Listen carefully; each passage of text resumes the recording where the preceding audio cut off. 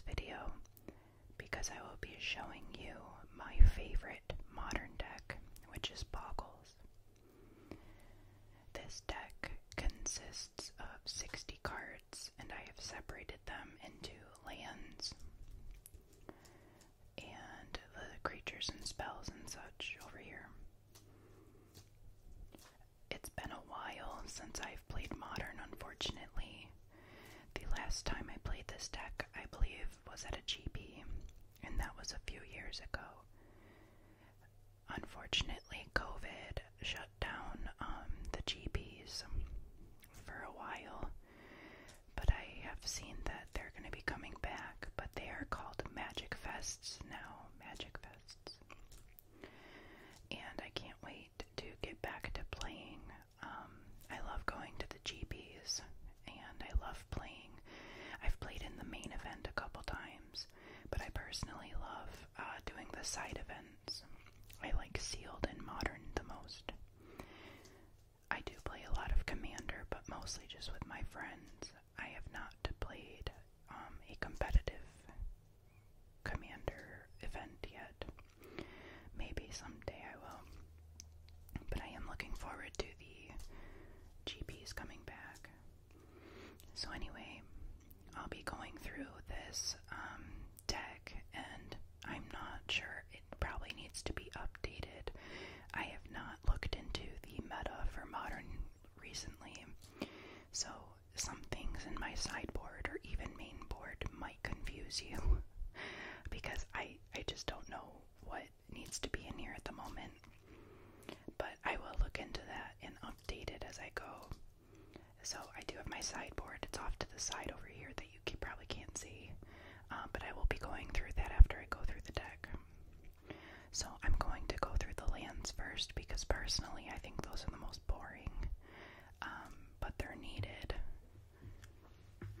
So for lands, I have four Windswept Heaths, where you pay a life, sacrifice it, and you search your library for a forest or plains card and put it onto the battlefield. Then you shuffle your library. So I have 4 of those. Then I have, let's see, 2, 3. I have 3 Razorverge Thickets. Razorverge Thicket enters the battlefield tapped unless you control 2 or fewer other lands. It taps for a green and a white. I always liked the art on this because it reminds me of the Yellow Brick Road from Wizard of Oz. I'm not quite sure why, it just does. Then I have four Temple Gardens. Temple Gardens. This is my favorite art on any land card. It's the old Temple Garden art, the original, and I think it's very pretty. As Temple Garden comes into play, you may pay 2 life. If you don't, Temple Garden comes into play tapped instead. Then I have one Wooded Foothills, just to give me a chance to get an extra fetch. I don't play red in this, but I could have used the green and blue fetch as well, but I didn't need to. So pay 1 life, you sacrifice this, and you can search your library for a mountain or forest card. Then I have one of the prettiest lands as well, my Dryad Arbor. Dryad Arbor is special because not only is it a forest land, it is also a creature that you can fetch for, and that's very important in this deck, to be able to fetch for a creature, because I don't run many creatures, and you want to be able, if somebody makes you have to sacrifice a creature, you don't want to sacrifice your big important one, you want to sacrifice this guy. Then I have Horizon Canopies, which, as you can see, I am missing one. I typically run 3 of them, and in this deck I used to have all Expedition lands, but I decided to just sell them all because they went expensive. So I sold them and got the regular versions, but I need 1 more. So Horizon Canopy lets you pay 1 life to add a green or white, or you can pay 1 and sacrifice it to draw a card. Drawing cards in this deck is really important because everything costs really this one only costs 1. And so you need to be able to draw more cards because you run out of cards quickly. Then I have 1 more forest and 1 more plains. Just in case somebody blood moons you, you want to have basic lands in your deck. So those are the lands, and they're, that's the most boring part. Now we'll get on to the juicy stuff. So the name of the deck is Bogles, and the reason that is because this is one of your main creatures. You play 4 of them in the deck, and this one I have foil. I'm sorry it's hard to see. I know that it's very shiny. I had to put new sleeves on these because my old ones were too dirty. They were yucky. So I wanted to put new ones, but these ones are super shiny. Not to mention this boggle. All the boggles I have in this deck are this pretty foil, but they're just very shiny. So anyway, Boggle is one of the main creatures in the deck, and Slippery Boggle can't be the target of spells or abilities your opponents control. So instead of it saying hexproof, it just says it can't be the target of spells or abilities your opponents control, which basically does the same thing. So what's nice is, even though it's just a 1/1, people can't target it to kill it immediately. They have to have some kind of sacrifice spell or something, or destroy all creatures.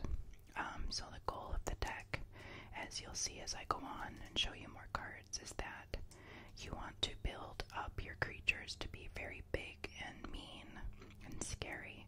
He doesn't look scary now, but I promise you, people have been very scared when I play the Boggle as my first creature. I will say that I have the most fun with this deck. It's just so much fun to play. It can be easy for people to kill you, though, depending on the matchup. But most of the time I've found that people hate playing against Boggles because they just can get so out of hand so quickly. The next creature is Core Spirit Dancer, and she's 2 mana. 2 mana. And she's a 0/2. But. Core Spirit Dancer gets +2/+2 for each aura attached to it. Whenever you cast an aura spell, you may draw a card. What I love about this card is not just that she gets massive very quickly, but it's anytime you cast an aura spell and they don't even have to be attached to her that you can draw a card, and that comes in handy. I play 1, 2, 3, and 4 of her. I didn't used to play 4 of her, but when I was playing this the last time I played it, the meta called for me to be able to play a little bit more creatures. So I added the 2 extra of her because I'm pretty sure I only played 2 of her in main board before. Then I have Silhana Ledgewalker, and she's 2 mana. 2 mana, 1/1. Silhana Ledgewalker can't be blocked except by creatures with flying. Silhana Ledgewalker can't be the target of spells or abilities your opponents control.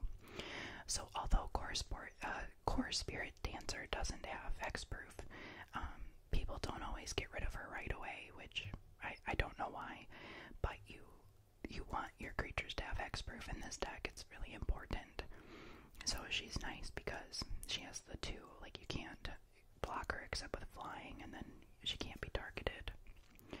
Then here I have Glade Cover Scout, which is also hexproof, 1/1, for 1 mana. I play 4 of her as well. 2, 3, 4. So those are the creatures I have in the deck, and that's it.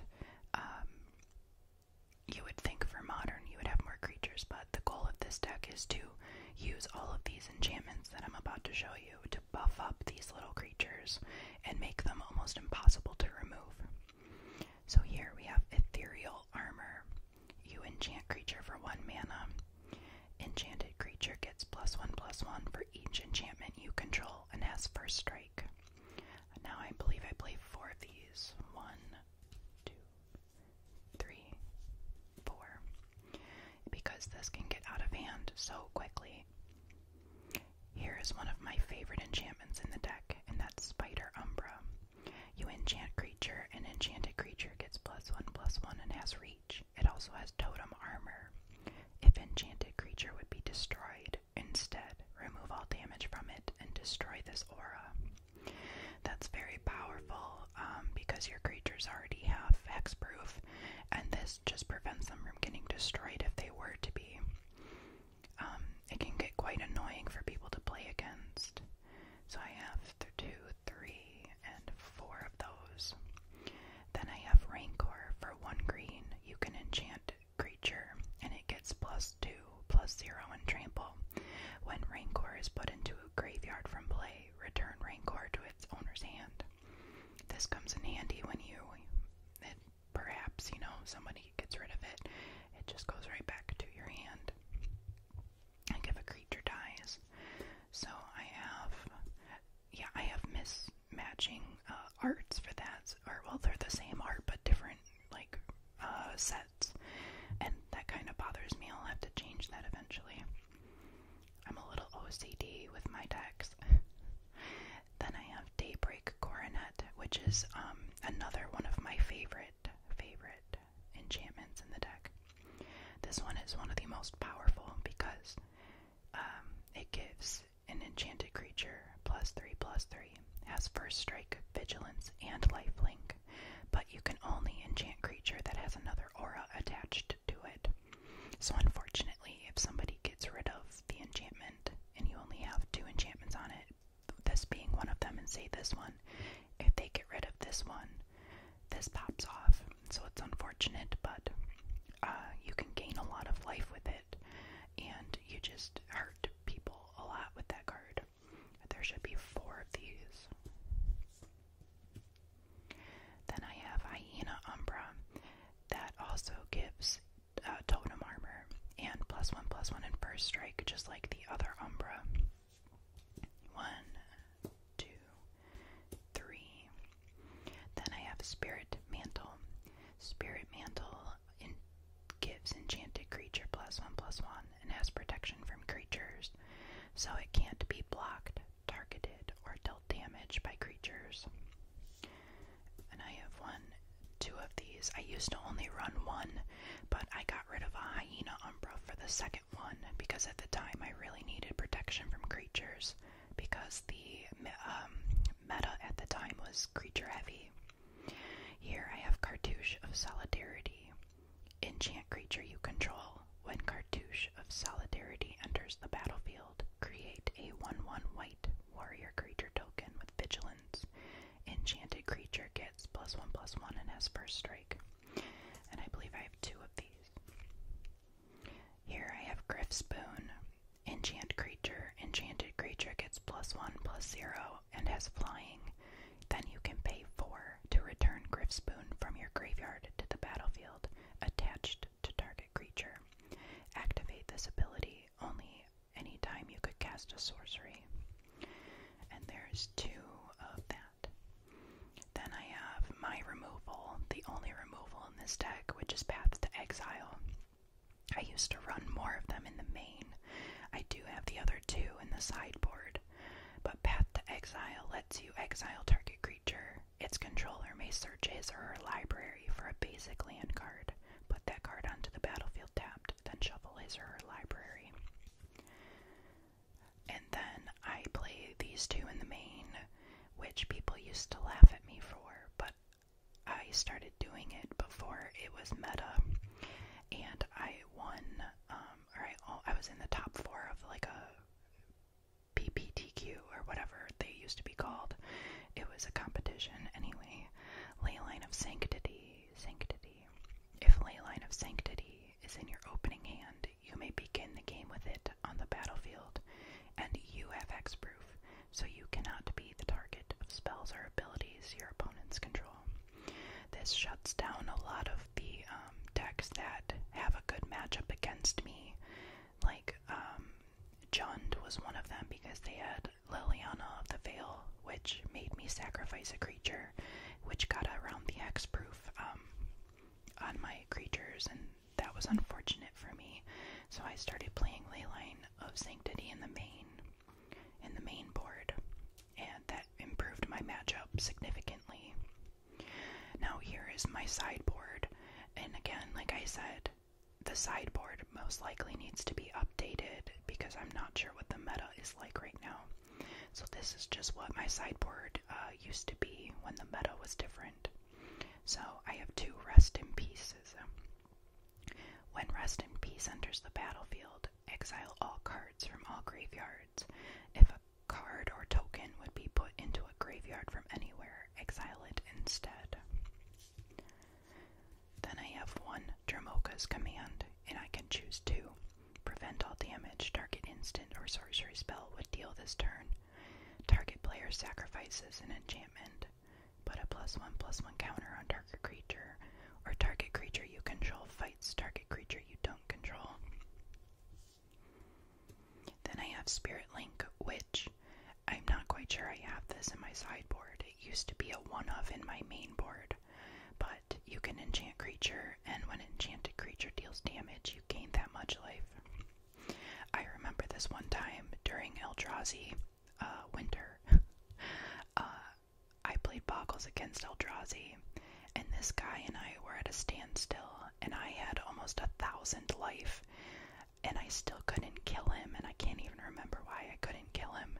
But anyway, I ended up winning because he decked himself, which was hilarious. But anyway, this was the card. This was the reason I got to almost 1,000 life. I had over 900 life. It was insane. Stony Silence. Activated abilities of artifacts can't be activated. Now this is against Affinity, because Affinity and I have a crazy matchup because we're both so fast-paced that you never know who's going to win. But this allows me so they can't, sacrifice their creatures to each other and, do their crazy stuff with their artifacts. Then I have, I think, is it Mana Tithe or Mana Tith? Anyway, counter target spell unless its controller pays 1. The only counter spell I have in white.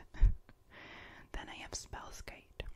Spellskite, an artifact creature, and you can change a target of target spell or ability to Spellskite, and I can pay it with either a blue mana or 2 life, and most of the time it's with life because I don't have any blue mana in this deck. But this used to save me against certain matchups like Burn, or, I don't know, anybody that could make me sacrifice stuff. I can just put it to this one. Here I have Catacteeg.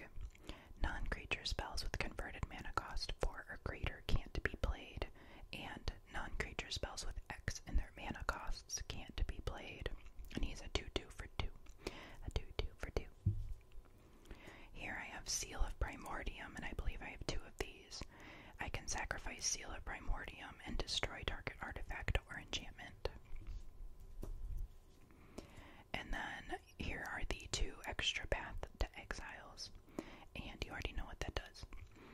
So that is the sideboard, and I'll have to look into seeing like how the meta is, because I think the last time I played it was like Jund was big, and Elves, surprisingly, and something else that I can't, it was like it came out of Amonkhet or something, like a coffin. I can't remember. But anyway, this is my favorite modern deck, and I hope you enjoyed. I'm looking forward to some more videos that I have coming up this week. I have not gotten the box that I ordered yet, the set booster box that I'm going to open for y'all. That should be coming soon, so I'm looking forward to doing that. But anyway, if you liked this video and want to see more Magic the Gathering ASMR videos, please consider liking and subscribing, and I'll see you all soon.